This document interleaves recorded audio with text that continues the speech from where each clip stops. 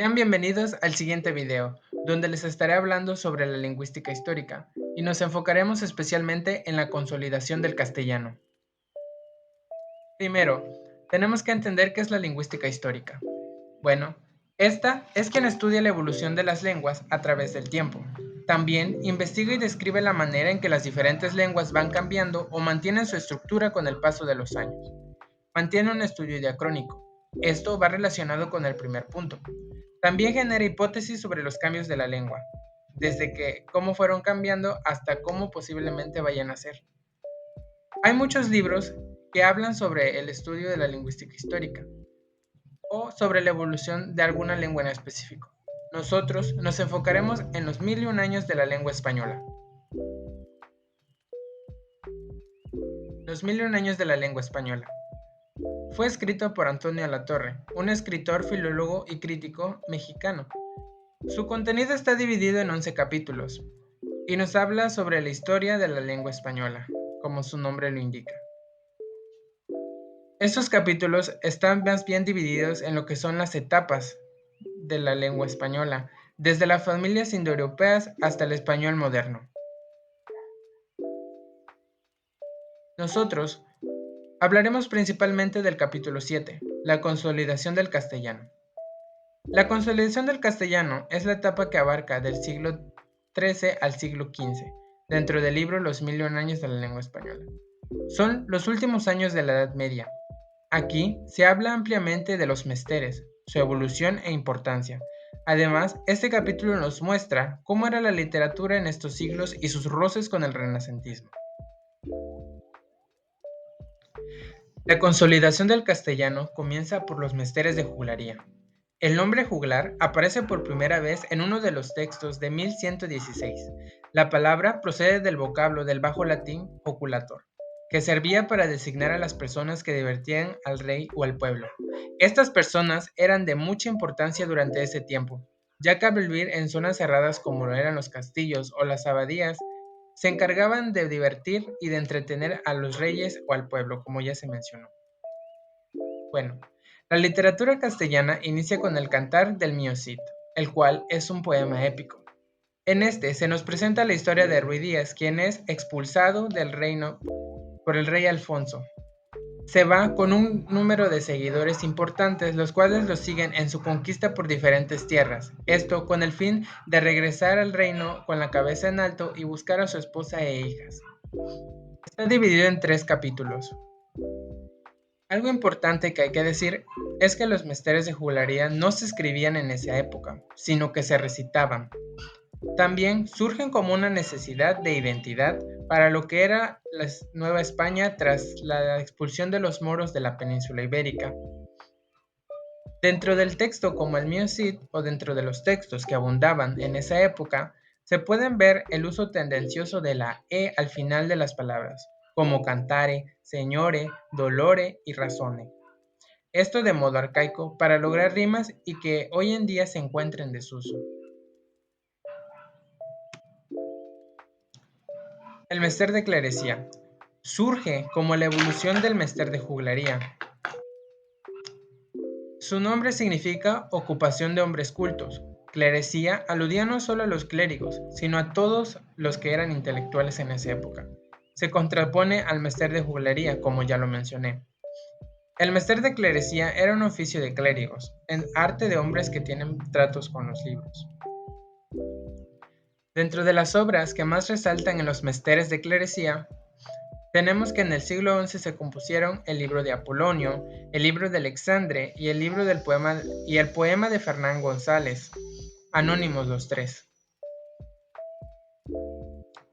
Algo particular es que en el libro de Alexander el autor describe a los juglares de la siguiente manera: Mester, trago fermoso, non es de juglaría, mesteres en pecado, caes de clerecía, flablar curso rimado por la cuaderna vía, a sílabas cuantadas caes gran maestría, que significaba: traigo un oficio hermoso, no es de juglaría, oficio es sin faltas, pues es de clerecía, hablar en verso rimado por la cuaderna vía, contando las sílabas, lo cual es gran maestría. Los mesteres de clerecía buscaban una perfección más allá que los mesteres de juglaría. Aquí ya se trataba de cuidar más el verso y las sílabas que lo componían. La obra de Alfonso el Sabio. Logros en el castellano. Alfonso X el Sabio fue el hombre que supo cristalizar, a través de una clara conciencia de los objetivos propuestos, todos los esfuerzos aislados que desde tiempos atrás venían intentando dar al idioma castellano categoría de vehículo literario y cultural. Esto gracias a que tradujo miles de textos de latín a castellano. Se le puede considerar el aporte más grande al idioma. Dentro de las obras de Alfonso X el Sabio tenemos la Crónica General y la Grande e General Historia, las 7 partidas, Libro de los Saberes de Astronomía y las Tablas de Alfonsinos. El aporte de Alfonso es fundamental para el nacimiento de la lengua castellana, la cual con el paso de los siglos evolucionaría al español moderno que hoy hablamos. Es importante decir que las aficiones de Alfonso por la literatura, como las Metamorfosis de Ovidio y las comedias de la literatura griega, le generaron un impulso para tenerlas en su propia lengua. Además, se cree que fue durante su reinado que se logró transcribir el Miocid a un estilo en prosa, que posteriormente sería primordial para su recuperación en verso. La literatura de los siglos XIV y XV. Al morir Alfonso el Sabio, la literatura escrita en nuestra lengua era ya una criatura robusta. Todo lo que vino después puede verse como una continuación de su legado. Durante este tiempo tenemos obras como El Conde Lucanor, de don Juan Manuel, la prueba de las promesas, de Ruiz de Alarcón, El libro del buen amor, de Juan Ruiz Díez de Arciprés de Hita, El cancionero de Baena, del siglo XV, escrito por Juan Alfonso de Baena, y La danza de la muerte, la cual es de autor anónimo. Todas estas obras presentan entre sus páginas una serie de evidencias que remarcan cómo fue la evolución del castellano. Con esto me refiero a las palabras que se usaban en ese tiempo y las que actualmente ya no se utilizan. En esa delgada línea de 3 siglos, la lengua castellana mantuvo un constante cambio, y eso se ve reflejado en los textos. Si comparamos el libro del buen amor con el cancionero de Baena, nos podemos dar cuenta que en el libro del buen amor se utiliza aún la partícula o para darle el significado a dónde, y se ve muy reflejado entre sus versos, cosa que cambia en el cancionero de Baena, donde ya se empieza a utilizar la palabra dónde como tal. Esto igual depende de las traducciones actuales. Por eso es importante que al momento de leer literatura medieval española tengan una edición en la lengua original y una traducida. De esta forma van a poder ir notando los cambios de dicha lengua. La lengua de los siglos XIII, XIV y XV.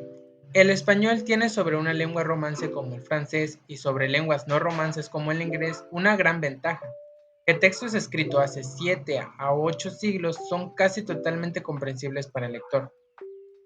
Puntos importantes. La desaparición de muchas palabras castellanas como poridad, que significaba secreto, ociosa, confianza, siniestra y ventana. Los pretéritos fuertes durante esta época, también llamados irregulares, del tipo pudo, puso, cupo, en vez de podió o ponió y cambió, que serían los regulares, eran muy abundantes. Algo peculiar, como lo mencioné en la diapositiva pasada, es que Alfonso X usaba en sus textos aún i para decir allí y o, que significaba dónde. Decía también mon y tris, marit e mujer, y dim para decir dime, porque esas formas acortadas eran las aceptadas en su tiempo. En estos siglos se evidencia la gradual retirada del navarro-aragonés y del leonés ante el empuje del castellano.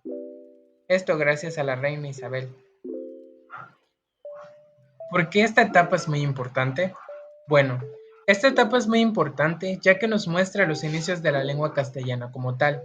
Aquí busca su propia identidad tratando de alejarse de referencias árabes o andaluzas, al igual que se buscaba la perfección de la lengua castellana, para generar un poder cultural importante y global. El estudio de los menesteres y la poesía épica como evidencia histórica es fundamental, ya que en esta literatura medieval podemos ir analizando el cambio de la gramática y la semántica de las palabras. Bueno, eso sería todo de mi parte. Espero les haya servido de algo el video y nos vemos a la próxima.